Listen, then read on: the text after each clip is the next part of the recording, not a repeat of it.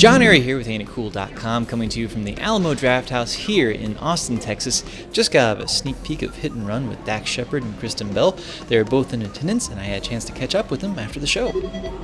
What I love about the movie is it's sort of like a independent romantic comedy mashed up with like a really badass episode of Dukes of Hazzard or something like that.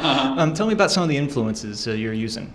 Well, the best compliment we've gotten thus far by a reviewer, someone called and said, I gotta say, it's as if Quentin Tarantino and Hal Needham had a baby. And I was like, you just said my two favorite directors. His head almost exploded. Yeah, my head exploded. Like he had to pull over and just digest that. We have a lot of Burt Reynolds posters in our house. Yes. I'm going to be real honest with you. I didn't put them up, but somebody else did. I mean, there's legit 4 or 5. 2 of them are in bathrooms. I did a movie with Burt, and I asked him to sign a lot of stuff for me. But the Smokey and the Bandit, Hal Needham days of like real stunt guy stuff, of real car action. Nothing computer generated, really driving, really jumping, all those things were a high priority for us. Yeah, like it totally felt like a throwback to like the 70s and 80s. That was really, really great. Good. So I understand this is like a big passion project for you guys. A lot of friends, a lot of family working on the set. What's the upside and the downside to working closely with your friends and family on a independent film?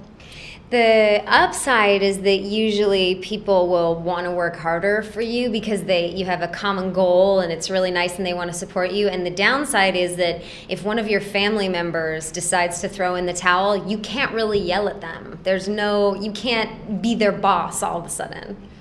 Well, that and you have members living at your house while shooting. So we had my mom and my childhood friend Ken Kennedy. So we had all these people in the house that were all dead tired and ornery at the end of the night. So that definitely complicated it. But I will say, being close with everyone on the creative end and during production, it's all gravy. It gets tricky after you wrap and you start wanting people to help you promote the movie, and you have to get into awkward conversations about who will be on the poster and these kind of things. That part's not fun, and friends shouldn't have to do that. But the filming and the creative part and the journey is made a million times more satisfying by being close with people in the movie. Because it doesn't feel like work. Like this is, regardless of what happens to this movie, who knows? Maybe people love it, maybe people hate it. Kristen and I will be 90 on a porch one day and go, remember we found money in the desert and someone paid for us to horse around in cars for, this is our life experience more than it was just like some job we did. So what's the biggest difference between doing like a big studio picture and then doing your own independent movie? They let you jump other cars because there's a really shitty insurance policy that no one's really even clear on what violates what, and you make the rules. Yes. Yeah. We did every single stunt in the movie, which you're just not allowed to do on a studio movie. And that's really fun. And then when we knew we were going to get in trouble, or Dax specifically, we just did it before the people that would trump us found out about it. Oh, well, we already jumped it. We had take 1 and take 2, and they worked. So we don't even... Yeah. Awesome. So you have some really badass cars throughout the film. Were there any cars that you're trying to get that you weren't able to get for the film? No, just my specific desires were we did all those stunts with 2 automatics, like the Porsche, not the Porsche, I'm sorry, the Corvette and the Cadillac CTS-V. Neither of those were manuals; they weren't stick shifts, and you really want stick shifts for stunts. So that made it very challenging. And but other than that, like the Lincoln was amazing, the race car was amazing, and then we ended up getting great stuff. What happened? I said she performs like a dream, Lady Lincoln. We did break her. The only close call we had during filming was in the Lincoln. We almost hit the camera car. Well, they switched lanes right when we switched lanes, and we had to go off of a 4-foot embankment, and we shattered a hi-hat for the rotor. And the rotor literally shattered off the car. And the transpo guys that we had, who work on cars every day for every movie you've ever heard of, said, I have never, in the history of my career, seen that happen. Mm-hmm. No one has driven her. They took it to Willwood, the company that makes the brakes, and they make race car brakes, and they said, we've never seen the hat of a rotor explode and grenade like that. So we got together and took Kristen's idea. Well, yes, but Tyler Laguzzo welded it together and made basically a big statue prize for Dax that said Outrun, which was the the rotor all glued sort of back together but mangled, and now we have it on our mantle. Yeah. It's a beautiful, beautiful accoutrement into the living room. It really dresses it up nicely, a big rusty rotor in a million pieces. Now, originally the film was titled Outrun, and I think all the people I talked to, their assumption is you couldn't use Outrun because it was an awesome Sega game from the 80s. Is that true? That's not why.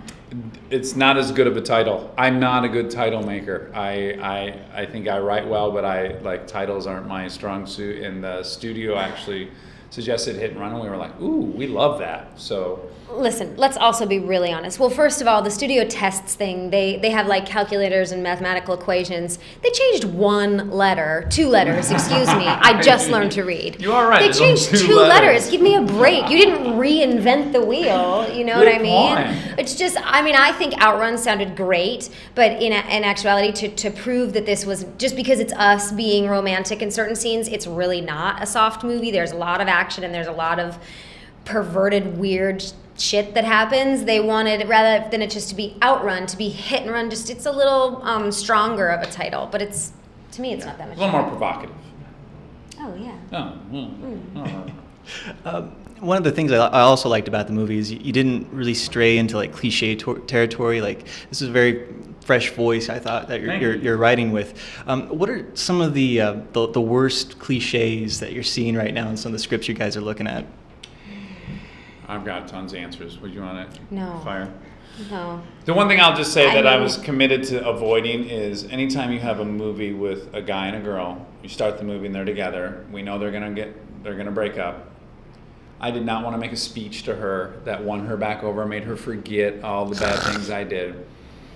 So I put a lot of energy into coming up with a device that would actually make her him see earn those. Make her see those points I would have normally had to do in a speech in a bullshitty way at a wedding or something. You physically had to earn it. You didn't just. And you watching the shame I had with my dad, that kind of made you realize, oh yeah, this is deep, and he is changed, and look how much he's carrying around. It's not light to him. Yeah. So anyways, I was just relieved that we didn't have to have that. We spared an audience ever having to have me like the toast at the wedding. Yeah, on the stairs saying, wait.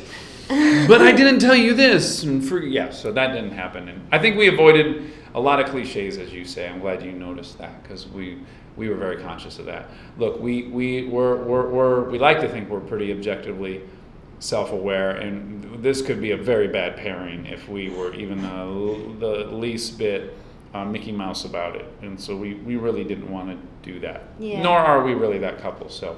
Yeah. Excellent. Last question. It seems like you've had the opportunity to make your passion movie. Like, the things that you're passionate about are all in this film, it seems like. Now, if you had the opportunity to make your perfect film, like, what would that be? It's been made. It's called Hotel for Dogs. Unfortunately, it is a short-term living residence where dogs, animals of any variety, but dogs particularly, can come in, check in, go to the spa, Do things they sing like that. now? What? Do they sing? The musical Hotel for Dogs. Bingo. That would combine all your passions. Yeah. Please bring it to the Alamo next summer. Yeah. Okay. Well, thanks a lot, guys. I really appreciate the We time. can scrounge up $40,000 to make this thing. Cool. Thanks again. I really appreciate it. And for more news and reviews, keep checking back in with ain'titcool.com. I'm John Airy.